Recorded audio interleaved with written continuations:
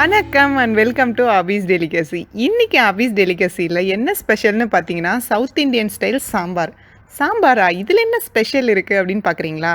ஆமாங்க, ஸ்பெஷல் தான். வீட்டில் செஞ்ச மசாலா அண்ட் தென் என்னோடய Kerala friends and north Indian ஃப்ரெண்ட்ஸ்க்கெல்லாம் என்னோடய சாம்பார் ரொம்ப பிடிக்கும். என்னோடய ஃப்ரெண்ட்ஸ் கூட இன்னும் 2 பேர் கேட்டாங்க சாம்பார் ரெசிபி ஷேர் பண்ண சொல்லி.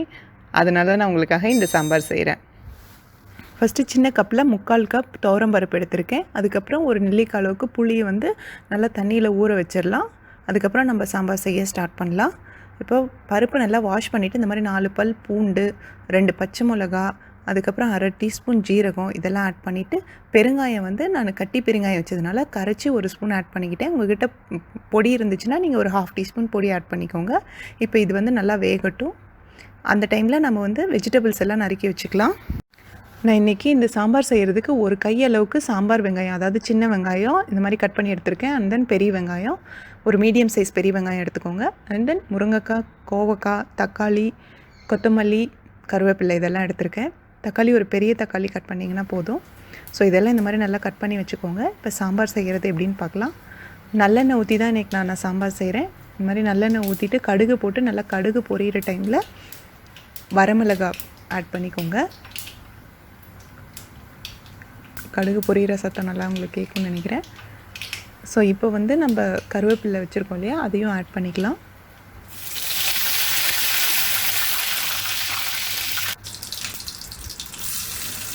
கருவேப்பிலை ஆட் பண்ணதுக்கப்புறம் நம்ம வச்சுருக்கிற வெங்காயம், சின்ன வெங்காயம், பெரிய வெங்காயம் இதெல்லாம் ஆட் பண்ணிக்கலாம். வெங்காயம் நல்லா வதங்கட்டும்.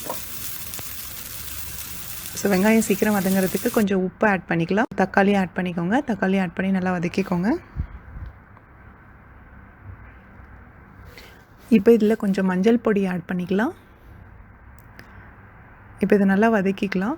இன்றைக்கி நான் சாம்பார் செய்ய யூஸ் பண்ண சாம்பார் மசாலா வந்து நான் வீட்லேயே செஞ்சது. அந்த சாம்பார் தூள் வந்து எப்படி செய்கிறதுன்னு நான் டிஸ்கிரிப்ஷனில் லிஸ்ட்டு கொடுத்துருக்கேன். அதை நீங்கள் நோட் பண்ணி அந்த மாதிரி செஞ்சுக்கோங்க. அது ரொம்ப நல்லாயிருக்கும்.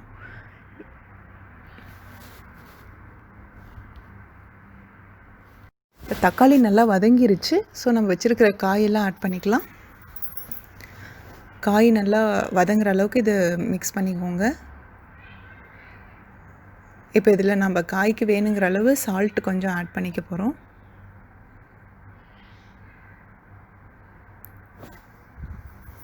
சால்ட் ஆட் பண்ணிவிட்டு இது நல்லா வதக்கலாம். இது காயெல்லாம் நல்லா தண்ணி விடுற அளவுக்கு வதக்கிக்கோங்க. இப்போ நம்ம பருப்பு வெந்துருச்சு, அதை கடைஞ்சி எடுத்துக்கலாம். இந்த மாதிரி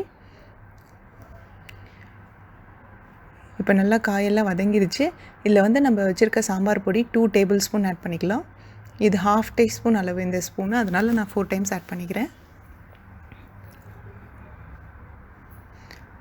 ஸோ இப்போ இது நல்லா மிக்ஸ் பண்ணிவிட்டு நம்ம இது வந்து காய் வேகணும் இல்லைங்களா, அதுக்கு நீங்கள் பருப்பு இதிலே ஊற்றியும் மெதுவாக வேக வைக்கலாம்.